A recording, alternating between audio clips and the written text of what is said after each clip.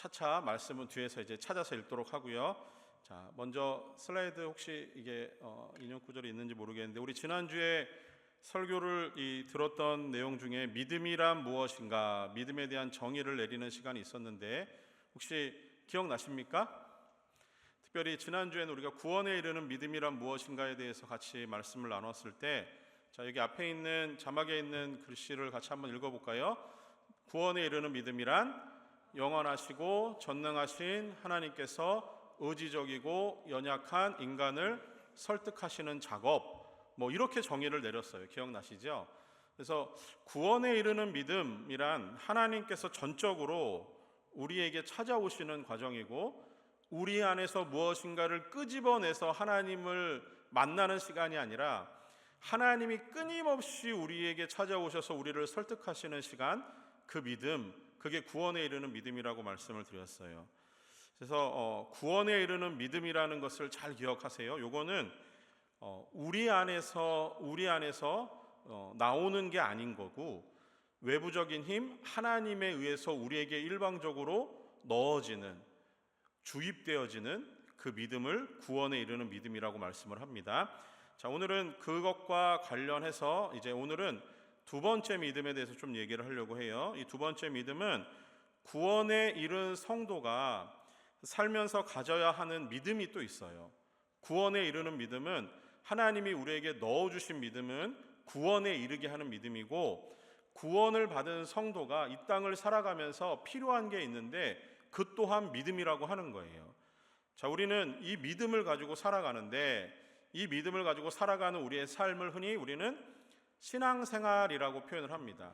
그래서 구원받은 성도가 구원에 이른 그 믿음을 가지고 살아가는 것을 신앙생활이라고 하는 거예요. 그래서 우리 흔히 주변 사람들이 우리에게 예수 믿는 사람이냐 물어봤을 때 그 질문은 두 가지가 동시에 같이 포함되어 있는 질문인 거예요. 너는 하나님이 부르신 구원에 이르는 믿음이 있느냐라는 물음인가 동시에 그 믿음을 가지고 신앙생활하고 있느냐라고 하는 믿음으로도 볼 수 있는 거예요.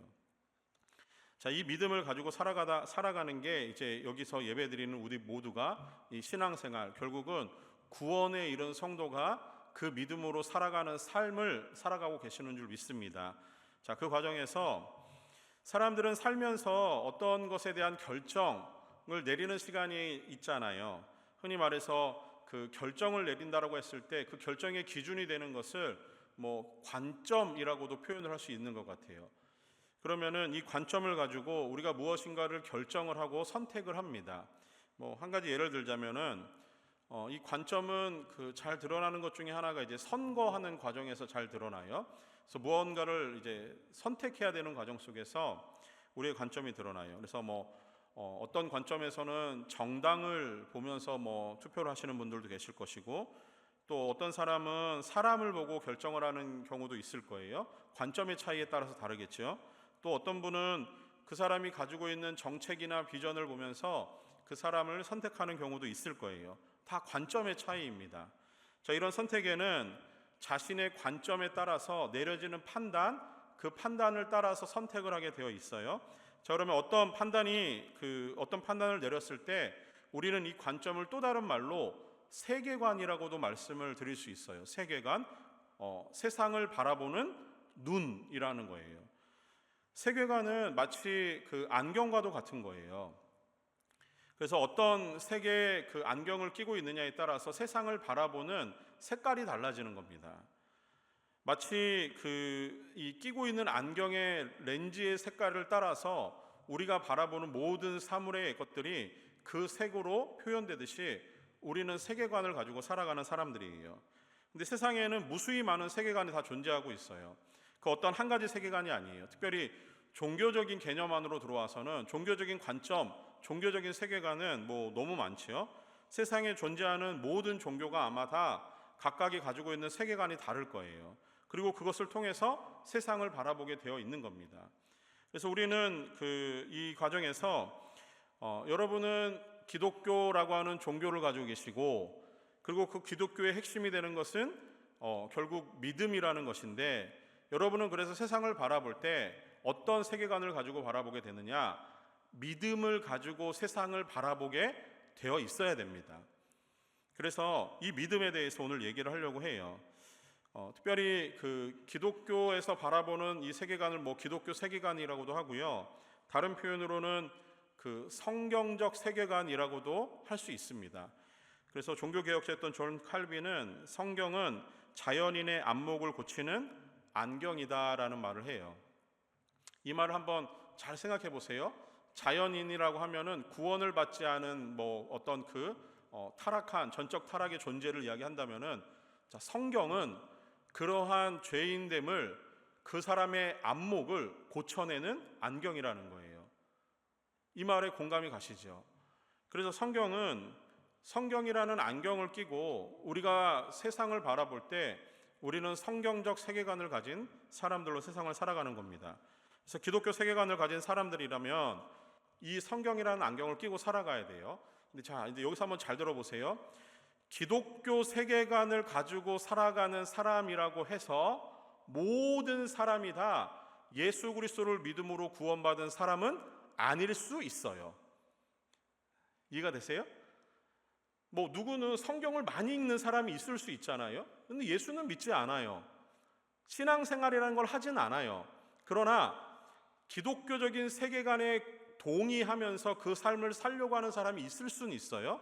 그런데 이러한 사람은 있을 수 있지만 관점을 바꿔서 예수 그리스도를 믿음으로 고백하여 구원을 받은 성도라고 한다면 그 사람은 반드시 성경이 제시하는 진리의 기준을 따라서 살아가는 성경적 세계관, 기독교의 세계관을 가지고 살아가야 되는 거예요. 말의 뉘앙스가 차이가 나는 게 느껴지십니까?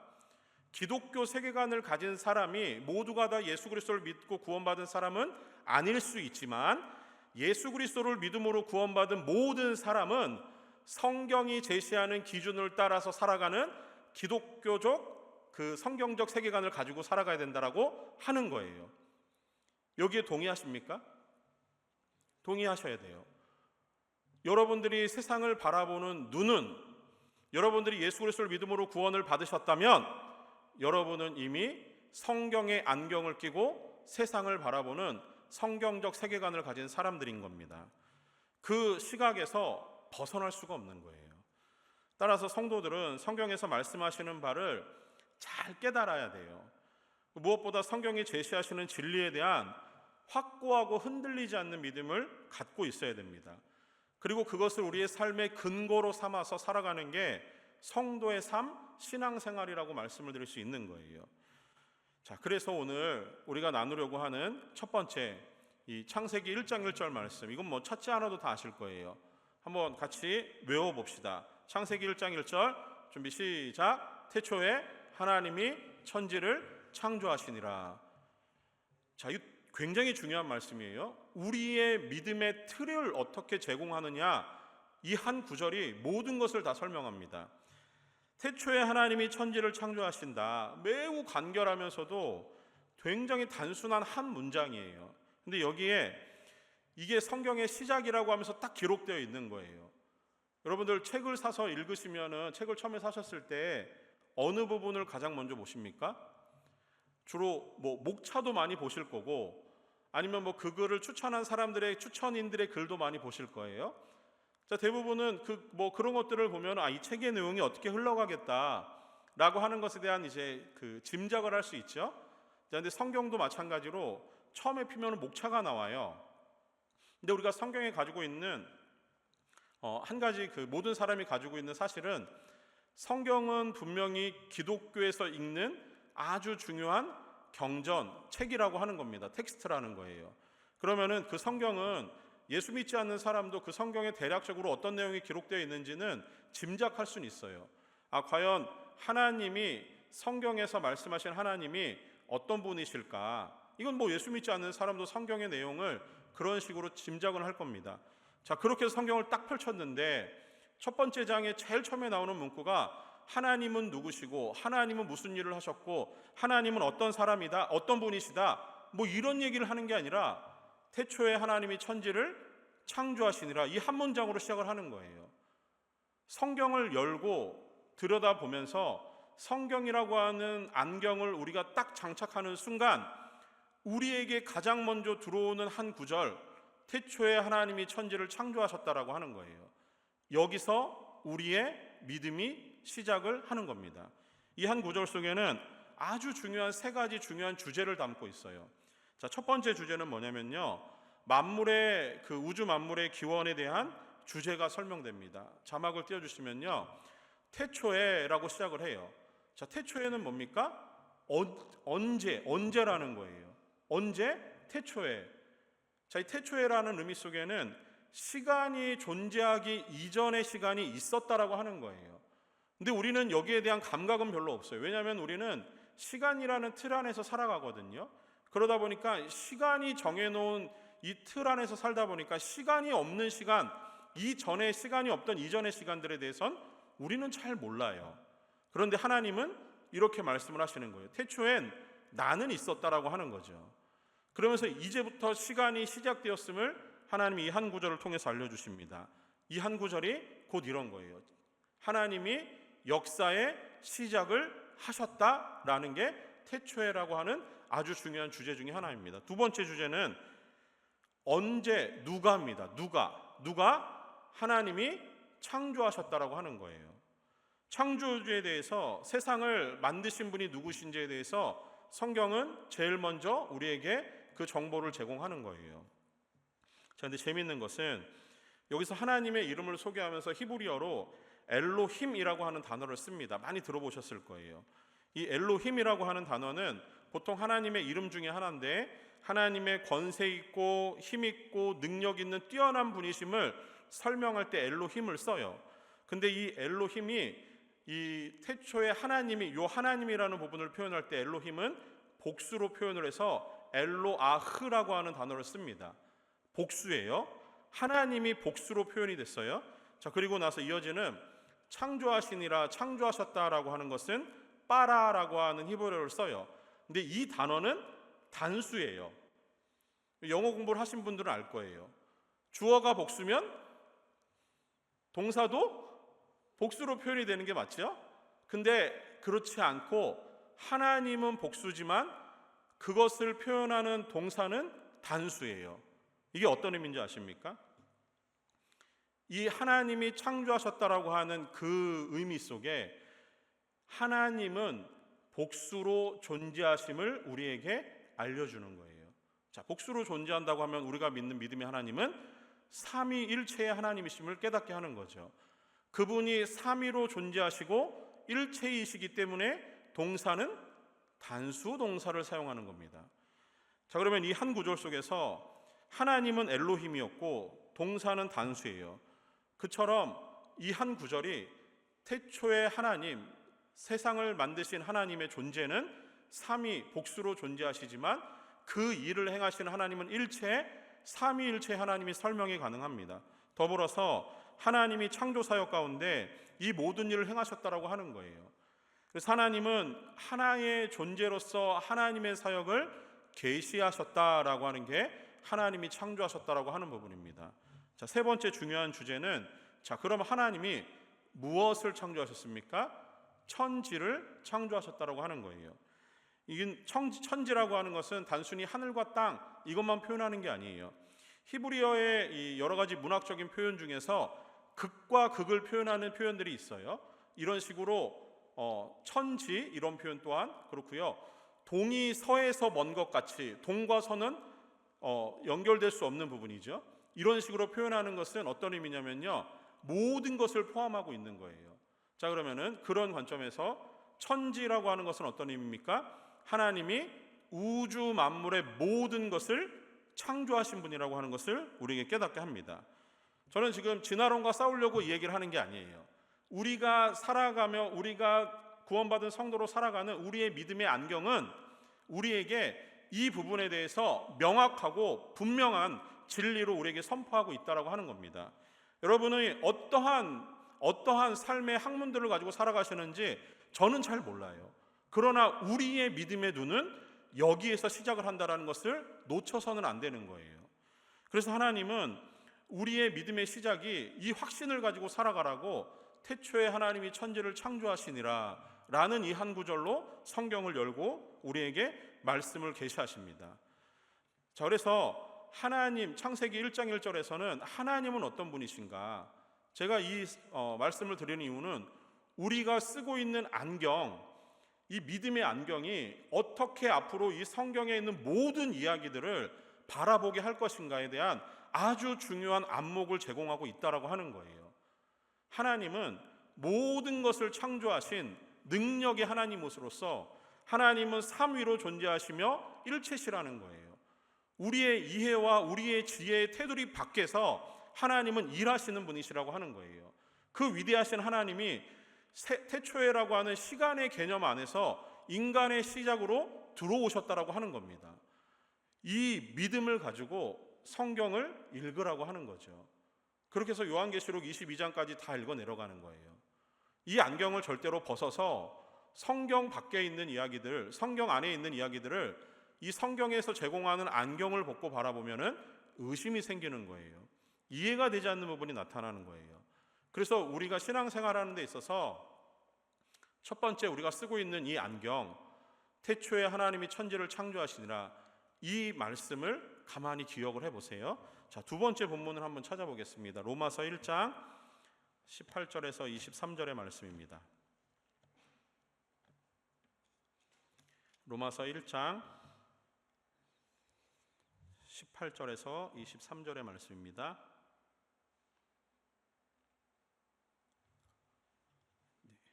우리 찾았으면은 같이 한번 읽어보도록 하겠습니다. 제가 개역개정으로 찾았거든요. 개역개정으로 같이 읽겠습니다. 하나님의 진노가 불의로 진리를 막는 사람들의 모든 경건하지 않음과 불의에 대하여 하늘로부터 나타나나니 이는 하나님을 알만한 것이 그들 속에 보임이라. 하나님께서 이를 그들에게 보이셨느니라. 창조로부터 그의 보이지 아니한 것들 곧 그의 영원하신 능력과 신성이 그가 만드신 만물에 분명히 보여 알려졌나니 그러므로 그들이 핑계하지 못할지니라.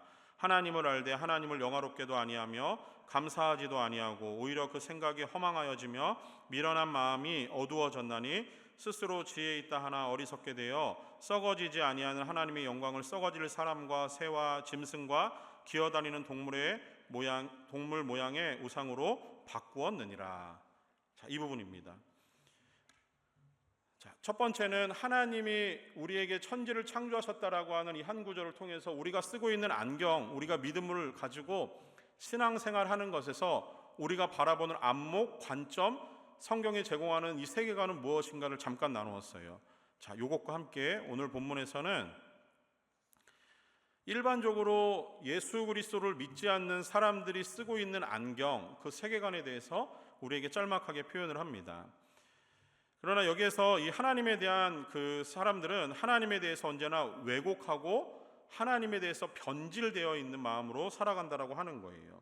그러니 하나님을 찾지 않는 이 사람들 속에 하나님은 진노라고 하는 표현을 통해서 임하신다라고 하는 겁니다. 그 중에 18절 말씀을 우리가 읽었지만 한번 보시면요, 하나님의 진노가 불의로 진리를 막는 사람들의 모든 경건하지 않음과 불의에 대하여 하늘로부터 나타나나니 이렇게 말씀을 합니다. 여기서 하나님의 진노가 하늘에서 나타나게 될 것이라고 성경은 분명하게 얘기해요. 어떤 사람들에게? 하나님에 대한 성경적 그 안경을 끼고 있지 않는, 하나님에 대해서 불신하고 하나님에서 불의를 저지르는 자들에 향해서 하나님의 진노가 나타날 거라는 거예요. 특별히 이 18절에서 모든 경건하지 않음이라고 하는 표현이 있어요. 자, 경건이라고 하는 것을 간단하게 말씀을 드리면은, 경건은 예수 믿는 우리가, 성도가 하나님과의 관계입니다. 그래서 하나님과의 어떤 관계를 갖고 있는가가 경건을 표현할 수 있는 길이에요. 자, 그렇게 놓고 보니까 경건하지 않음이라고 했을 때는 하나님에 대한 이 진리를 그들이 왜곡을 하고 변질시키는 자들이에요. 결국은 하나님에 대해서 관계적으로 그들이 끊어져 있고 멀어져 있다라고 하는 거죠. 그러면서 동시에 이들은 불의를 저지르는 자들입니다. 그러니까 하나님과의 관계 안에서도 멀어졌지만 이들은 세상 가운데서도 하나님을 향한 진리를 막는 자들이라고 하는 거예요. 하나님께 다가가지 못하도록 다른 사람들을 해방함과 동시에 자기의 삶 역시 하나님께 접근하지 않으려고 하는 태도를 가진 사람들이라고 말씀을 하는 겁니다. 이런 사람들에 대해서 하나님이 진노하시는 것은 당연한 거예요. 하나님은 세상을 만드신 창조주이시기 때문에 하나님의 창조의 목적에 어긋난 것들에 대해서는 하나님은 진노하실 충분한 권위와 권능과 자격과 모든 것을 갖추고 계신 분이죠. 그 하나님께서 진노하시는 이유가 있어요. 예수 믿지 않는 사람들을 향해서, 하나님에 대해서 불의하고 경건하지 않는 자들을 향해서 하나님이 진노하시는 이유가 있어요. 오늘 읽은 본문의 말씀에서, 이 로마서 1장 18절에서 23절의 말씀에서는 하나님이 왜 진노하시는가, 그 이유를 이렇게 설명을 합니다. 하나님이 세상을, 천지를 창조하셨을 때 모든 우주 만물에는 하나님의 지혜와 권능과 영광이 깃들여 있어요. 그래서 하나님이 스스로를 계시하지 않으셔도 세상의 모든 것들은 하나님에 대한 지식 정보를 담고 있기 때문에 하나님이 살아계심을 사람으로서는 희미하지만 더듬어서 알 수 있는 그러한 장치들을 하나님이 천지를 창조하시는 과정 가운데 만들어 놓으셨다라고 하는 거예요. 한 가지 생각해보면 이런 거예요. 아침에 동쪽에서 해가 떠오릅니다. 그리고 그 해가 서쪽으로 져요. 근데 이 일이 누가 운행하지 않지만 무수히 반복되면서 우리의 삶은 늘 그것에 적응을 하며 살아가게 되어 있습니다. 이 일이 어떻게 일어나는 겁니까? 하나님을 믿지 않는 사람조차도 이 일이 일어나는 것에 대해서 더듬어서 그 일을 행하시는 분을 찾을 수 있도록 하나님이 장치를 마련하셨다라고 하는 거예요. 그러나 사람들은 그 하나님과의 관계 안에서 멀어져 있기 때문에 그들은 하나님을 찾지 않습니다. 심지어 그 시편 19편 1절 말씀을 한번 띄워줘 보시면요, 시편 19편 1절 말씀에서 이렇게 말씀을 합니다. 하늘이 하나님의 영광을 선포하고 궁창이 그의 손으로 하신 일들을 나타내는도다. 자, 똑같은 말이죠. 하나님이 하늘, 펼쳐진 모든 자연세계 안에 하나님의 영광을 선포할 수 있도록 하나님이 손으로 하신 일들이 드러나도록 장치를 마련하셨다고 하는 거예요. 시편 104편 24절 말씀도 한번 띄워주시면요, 여호와여 주께서 하신 일이 어찌 그리 많은지요, 주께서 지혜로 그들을 다 지으셨으니 주께서 지은 것들이 땅에 가득하니이다.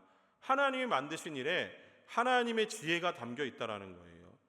마태복음 5장 45절 말씀에서도 이렇게 말씀을 합니다. 하나님이 그 해를 악인과 선인에게 비추시며 비를 의로운 자와 불의한 자에게 내려주심이라.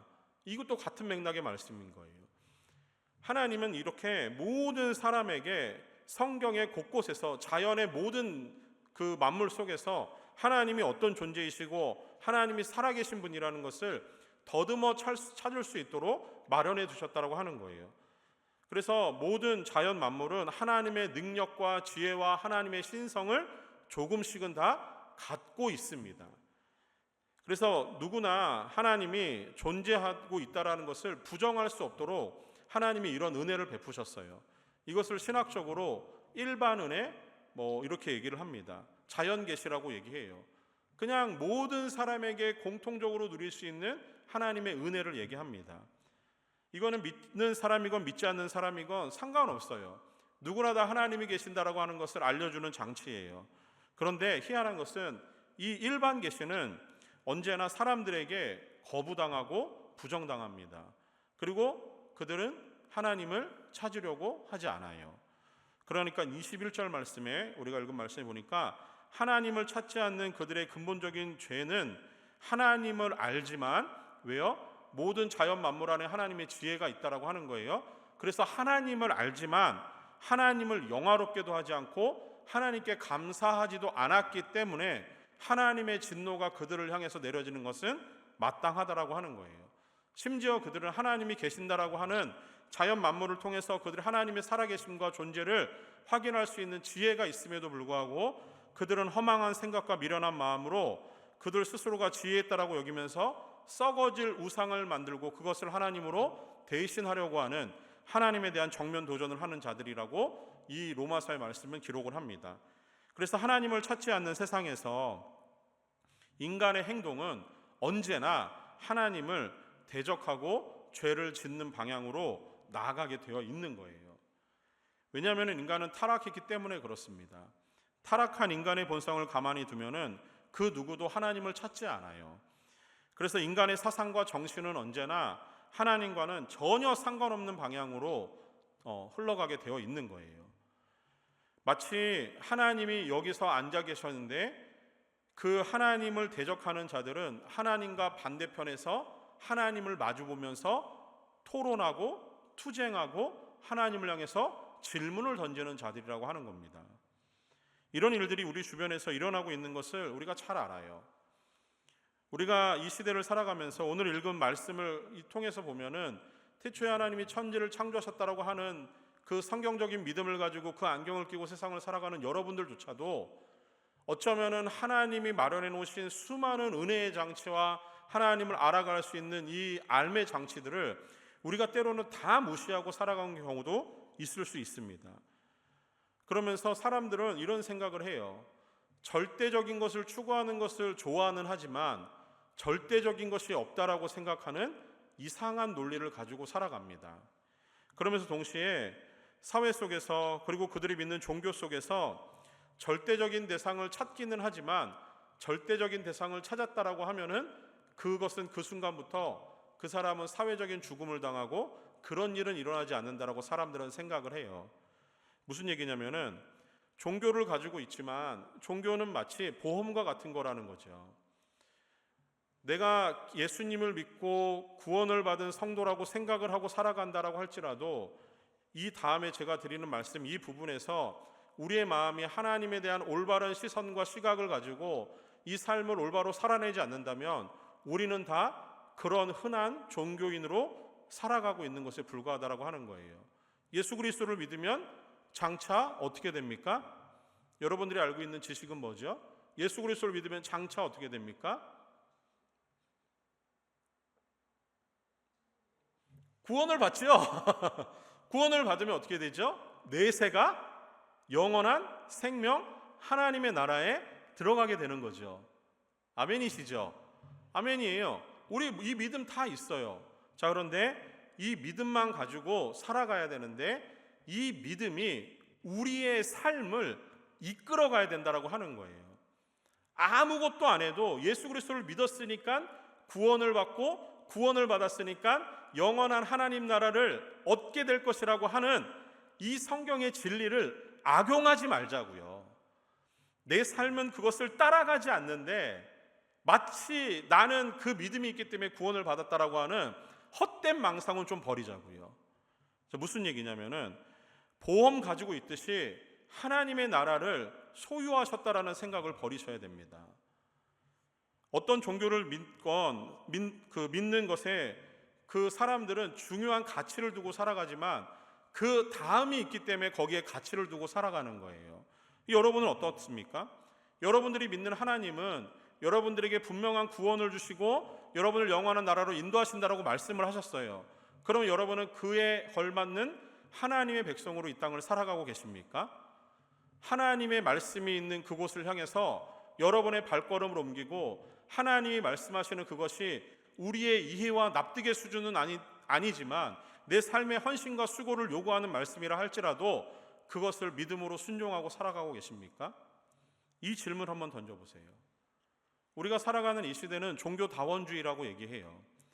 많은 사람들이 종교 간의 화합과 관용의 태도가 필요하다라고 얘기합니다. 정말 좋은 얘기예요. 구원이 있어도 화합과 어떤 관용이 필요하다라는 말을 해요. 그러면서 산의 이 정상에 오르는 길을 얘기하면서 산의 정상에 오르는 길은 동쪽에서 올라와도 된대요. 서쪽에서 올라오는 것도 문제 없잖아요. 뭐 어느 방향에서 올라가든 정상에만 가면 되는 거예요.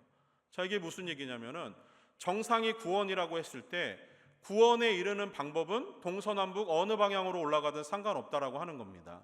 그러니 구원의 정점에서 만나자라고 하는 거예요. 거기에서 올라가는 모든 길들은 다 우리가 관용과 화합을 통해서 서로 인정해 주자라고 하는 거예요. 자, 여러분이 이 말을 듣기에 괜찮은 말이죠.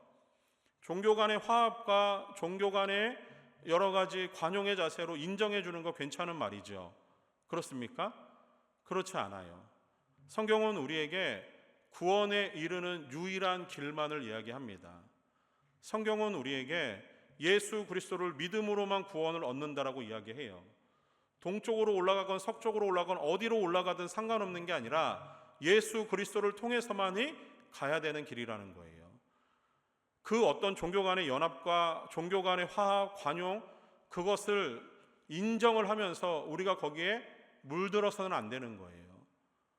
어떻게 보면은 외골수 같아 보이고 어떻게 보면은 되게 고리타분한 얘기 같고 너무 보수적이라 생각할 수 있지만 구원은 그런 것이고 진리는 그런 겁니다. 타협이 불가능해요. 합의점을 찾아낼 수가 없는 거예요. 왜요? 태초에 하나님이 천지를 창조하시니라. 이 안경을 끼고 보니까 그렇다라는 거예요. 이 안경을 벗고 보면은 뭐든 가능해요. 모든 얘기를 다 들어줄만 해요. 그 안경을 벗고 보면은 어떤 것도 괜찮아요. 기독교도 괜찮고요, 불교도 괜찮아요, 토독신앙도 괜찮고 샤머니즘도 괜찮아요. 모든 것이 다 괜찮아져요. 세상의 잡다한 신앙들과 섞여서 우리가 살아가는 거 괜찮아지는 거예요.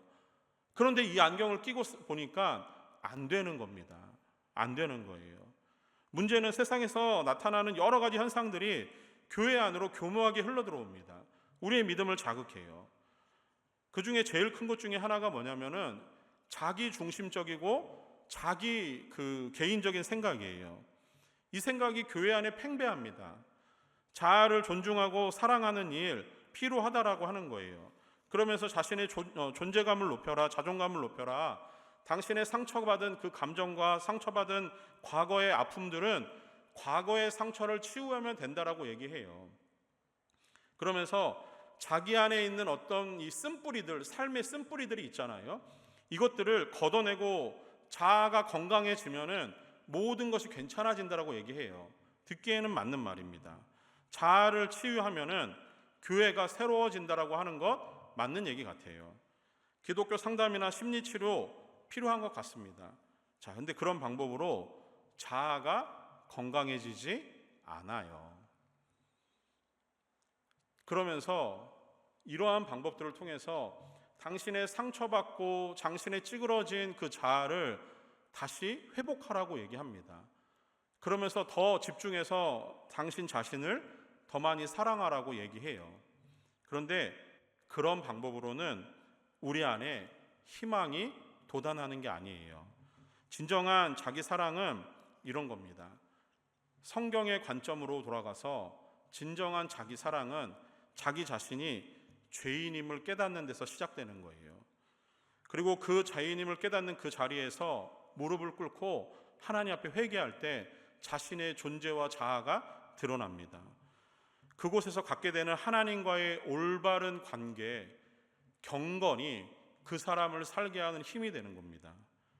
지난날의 상처가 치유되어서 진정한 건강한 자아가 회복되는 것이 필요한 것이 아니라 나는 한없이 부족하고 나는 무한히 연약한 존재이기 때문에 나는 하나님을 의지하지 않고는 살아갈 수 없다라고 하는 하나님 사랑으로 돌아가야만 내 안에 내 깨어진 자아가 회복되는 거예요.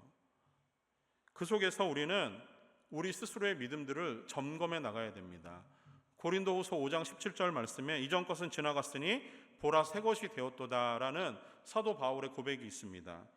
언제 새 것이 되는 겁니까? 과거에 상처받은 나의 자아가 치유되고 과거에 상처받은 내가 여러 가지 모습에서 회복되었을 때 새로워지는 게 아니에요. 내가 새로워지는 거는 그리스도 안에 있을 때 새로워지는 거예요. 여러분이 쓰고 있는 믿음의 안경, 신앙의 안경, 성경적 세계관은 여러분들을 그곳으로 인도하고 있는 거예요. 우리는 새로워진 피조물입니다. 세상의 어떤 것도 우리가 하나님과의 관계에서 끊을 수 없어요. 여러분이 그런 특별한 지위와 권한을 누리고 계시는 하나님의 백성인 줄 믿습니다. 그렇다면 여러분의 삶을 이제는 하나님께 시선을 맞추고 살아가야 돼요. 과거의 나에 얽매이지 마세요. 과거에 내가 어떤 일을 했던 것에 너무 집중하지 마세요. 그것 때문에 상처받고 아픈 마음이 있다면 그 마음을 가지고 지금 하나님 앞에 무릎 꿇고 기도하세요.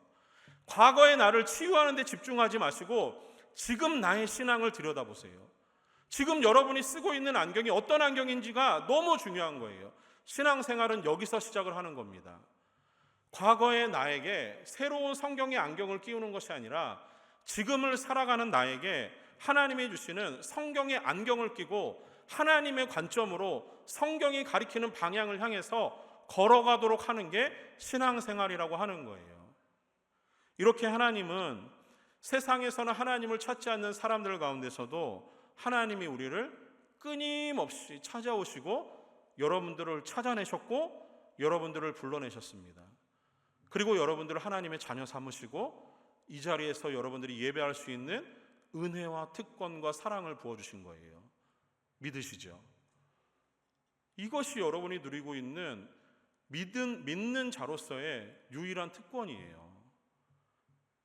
세상에서는 여러분들이 어떤 존재로 살아가는지 잘 모르겠습니다. 그러나 적어도 하나님 앞에서 여러분들은 천하보다 귀하세요. 하나님은 여러분들을 바라볼 때 한량없는 은혜와 사랑의 시선으로 여러분들을 보듬고 계시는 줄 믿습니다. 우리는 이 성경적인 세계관을 가지고 살아가는 사람들이에요. 그러면은 이 믿음을 가지고 우리가 신앙생활하며 살아갈 때 두 가지의 아주 중요한 방향을 제가 오늘 말씀의 결론으로 말씀을 드릴게요. 첫 번째 방향은요, 성경적인 세계관, 믿음을 가지고 살아가는 여러분에게 첫 번째 필요한 방향은 내부로, 나의 내부 안으로 향하는 그 방향이 필요해요. 그 힘이 필요합니다. 골로새서 2장 6절과 7절 말씀인데요, 혹시 자막이 있으면 같이 한번 읽어보겠습니다. 시작. 그러므로 너희가 그리스도 예수를 주로 받았으니 그 안에서 행하되 그 안에서 뿌리를 박으며 세움을 받아 교훈을 받은 대로 믿음에 굳게 서서 감사함을 넘치게 하라. 아멘. 하나님을 찾지 않는 이 세상의 풍조와 세상의 흐름과 정신 속에 여러분들의 삶을 맡기지 마시고 오직 반석 위에 자신의 삶을 세우는 그 견고하게 집을 짓는 사람처럼 여러분들의 믿음을 하나님의 말씀 위에 세우십시오. 내 믿음의 내부 안으로 하나님의 말씀이 들어오도록 늘 끊임없이 여러분들이 하나님의 말씀을 먹어야 되는 거예요. 그 말씀을 기억해야 되는 거예요. 그 말씀이 우리에게 주는 교훈을 붙들어야 되는 겁니다. 주님의 생명의 말씀이 우리 삶에 언제나 교훈하시도록 열린 마음으로 하나님의 말씀을 대할 수 있는 여러분들 되기를 소망합니다. 더불어 하나님의 말씀이 여러분 삶에 주어졌을 때 그 말씀을 공부하고 그 말씀을 묵상하고 그 말씀을 외우고 그 말씀을 따라서 사는 연습들이 우리의 삶에 있기를 소망합니다. 두 번째, 우리가 성경적인 세계관을 가지고 살아가며 우리가 신앙생활할 때 우리의 믿음의 방향은, 두 번째 방향은 세상을 향해서 뻗어나가야 돼요. 로마서 1장 15절 말씀입니다. 같이 한번 자막 주시면 같이 읽겠습니다. 같이 읽습니다. 그러므로 나는 할 수 있는 대로 로마에 있는 너희에게도 복음 전하기를 원하노라. 우리에게 주어져 있는 유일한 사명, 우리가 해야 할 일, 복음을 전하는 삶을 사는 거죠. 이게 우리가 성경적인 세계관을 가지고 살아가는 여러분들이라면 세상을 향해서, 외부를 향해서 분출되는 에너지는 복음을 전하는 일로 여러분들의 삶을 살아갈 수 있기를 소망해요. 사랑하는 성도 여러분, 하나님이 값없이 주신 구원에 이르는 믿음을 얻은 성도로 여러분이 살아가세요. 그러면서 더불어 우리의 삶에서 그 믿음을 통해서 하나님은 하나님의 살아계심과 하나님의 우리를 향해서 주시는 은혜와 사랑을 보여주라고 요구하십니다. 그 과정에서 우리 개개인은 이 세상의 정신과 맞서서 싸워야 돼요. 그리고 한없이 그 속에서 우리의 연약함을 깨닫고 우리의 부족을 깨닫습니다. 그러나 하나님은 우리 스스로 그 문제를 해결하도록 내버려 두시는 분이 아니세요. 하나님은 언제나 우리에게 말씀하시는 분이십니다. 우리 힘으로 싸우라는 게 아니라 하나님의 말씀으로 싸우라는 거예요. 하나님의 말씀이 우리의 가슴으로 내려오고 우리의 가슴에 새겨지는 하나님의 말씀으로 여러분의 말투와 여러분의 생각과 여러분의 손과 발이 하나님의 말씀을 살아낼 수 있는 믿음의 사람들 되시기를 소망합니다. 우리 혼자의 힘은 이 거대한 세상의 모든 문화를 감당하기에 턱없이 부족해요. 감당할 수도 없어요. 그러나 여기 모여진 여러분들의 힘들이 하나로 모아졌을 때 우리 청년부, 우리 교회에 발휘하는 이 힘은 나 하나가 소유한 힘보다 클 것은 분명한 일이죠. 그런 성도님들이 모여있는 그런 아름다운 공동체가 우리 공동체 되기를 소망합니다. 모여진 힘으로 세상을 향해서 하나님이 주시는 은혜의 말씀과 하나님이 주시는 그 사랑을 세상을 향해서 끊임없이 뻗어낼 수 있는 그런 믿음의 사람들 될 수 있기를 소망합니다. 우리 같이 기도하겠습니다. 우리 기도할 때 우리 찬양팀 앞으로 올라올 텐데요, 제가 기도하겠습니다. 사랑의 하나님, 은혜를 감사합니다. 하나님, 우리에게 주신 오늘 말씀을 다시 한번 되새깁니다. 태초에 하나님이 천지를 창조하시니라. 이 말씀이 우리의 믿음의 시작이 됨과 동시에 우리는 이 말씀을 따라서 살아가는 귀한 믿음의 안경을 끼게 된 줄 믿습니다. 하나님이 안경을 가지고 세상의 모든 것들을 바라보며 하나님이 우리에게 주시는 은혜를 따라서 우리에게 주시는 사랑 안에서 늘 거하며 살아갈 수 있는 믿음의 사람들 되기를 소망합니다. 하나님, 세상이 우리를 유혹하고 하나님으로부터 멀어지도록 사탄이 여러 가지 장치들을 마련한다고 할지라도 우리는 늘 끊임없이 하나님의 말씀 안으로 들어오는 사람들 되게 하여 주시고, 그 말씀이 말씀하시는 바를, 그 말씀이 우리에게 주시는 은혜를 따라서 살아갈 수 있도록 인도하여 주시옵소서. 하나님, 오늘도 함께 찬양하며 기도하는 이 모든 시간들 가운데 우리를 찾아오시고 만나주셔서 우리의 아프고 우리의 힘들고 피곤한 모든 마음들, 또한 우리에게 내놓지 못하는, 누군가에게 꺼내놓지 못하는 우리의 기도의 제목들 하나님 귀 기울여 들으시고 우리의 작은 신음에도 응답하시는 이 시간 될 수 있도록 은혜를 베풀어 주시옵소서. 주님 감사하며 예수님 이름으로 기도합니다.